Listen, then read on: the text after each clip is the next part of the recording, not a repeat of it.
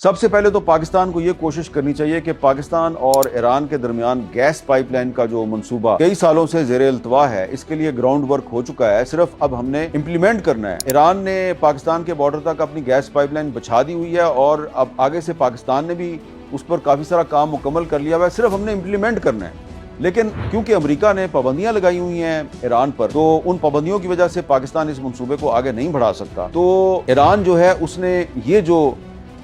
اپنے 10 نکات دیے ہیں امریکہ کے ساتھ سیز فائر کے لیے، اس میں ایک یہ بھی ہے کہ ایران پر پابندیاں نرم کی جائیں گی۔ تو اگر ایران پر پابندیاں نرم ہوتی ہیں تو اس کا براہ راست فائدہ پاکستان کو ہوگا۔ پاکستان نہ صرف ایران کے ساتھ گیس پائپ لائن کا منصوبہ جو ہے اس کو امپلیمنٹ کر سکتا ہے، بلکہ پاکستان، ایران، ترکی اور یورپ سے جو ٹرین چلے گی، یہ جو ایک ریلوے لائن بچھائی جائے گی، اس پہ جو ٹرین چلے گی، تو اس ٹرین کے ذریعے پاکستانی جو ہیں وہ ٹرین پر بیٹھیں گے، اور جس طرح یورو سٹار ہے، یورپ کے ایک شہر سے چلتی ہے اور وہ ٹرین جو ہے وہ آپ کو یورپ کے مختلف ممالک میں گھماتی رہتی ہے، تو ہم بھی یورو سٹار کی طرز کی ایک ٹرین جو ہے وہ اس پہ پاکستان سے بیٹھیں گے اور ہم ایران سے ہوتے ہوئے، ترکی سے ہوتے ہوئے یورپ پہنچ جائیں گے۔ لیکن اس کے لیے ضروری ہے کہ جو امریکہ کی جو ایران پر سینکشنز ہیں، جو پابندیاں ہیں، وہ نرم پڑ جائیں۔ تو یہ جو منصوبہ ہے،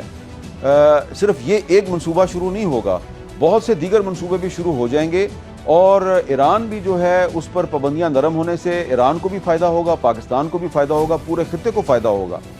اور اس میں اگر ایران اور ترکی اور سعودی عرب اور چین،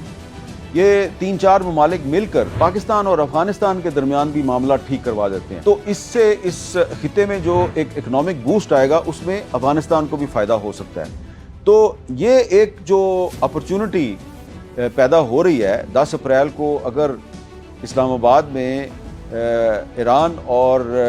امریکہ کے درمیان ایک نئی پیس نیگوشیشن شروع ہوتی ہیں اور مڈل ایسٹ میں ایک امن کا مستقل فارمولہ جو ہے وہ طے پا جاتا ہے، تو اس کے بعد پھر پاکستان اگر امریکہ اور ایران کے درمیان امن قائم کروا سکتا ہے، تو پاکستان جو ہے اس کا افغانستان کے ساتھ کوئی امن فارمولہ جو ہے اس پر اتفاق کرنا کوئی اتنا مشکل کام نہیں ہے، جبکہ ایران جو ہے وہ بھی افغانستان کا بھی ہمسایہ ہے اور پاکستان کا بھی ہمسایہ ہے۔ اسی طرح چین جو ہے وہ بھی، اس کا بھی کردار بہت اہم ہے، وہ افغانستان کے بھی قریب ہے، پاکستان کے بھی قریب ہے۔ سعودی عرب افغانستان کے بھی قریب ہے، پاکستان کے بھی قریب ہے۔ ترکی افغانستان کے بھی قریب ہے، پاکستان کے بھی قریب ہے۔ تو ہمیں امید کرنی چاہیے کہ اگر ایران اور امریکہ کے درمیان کوئی مستقل امن کا فارمولہ طے پا جاتا ہے، تو اس کے بعد پھر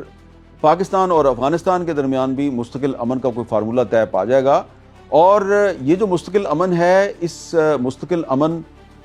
کا فائدہ پورے خطے کو ہوگا، پورے مڈل ایسٹ کو ہوگا،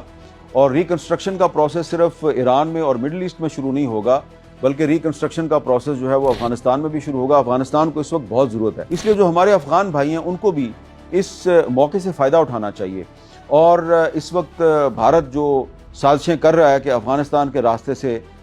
پاکستان میں انتشار اور بے یقینی پھیلائی جائے، دہشت گردی کی جائے، تو ہمارے افغان بھائیوں کو چاہیے کہ وہ بھی اس سازش سے ہوشیار رہیں۔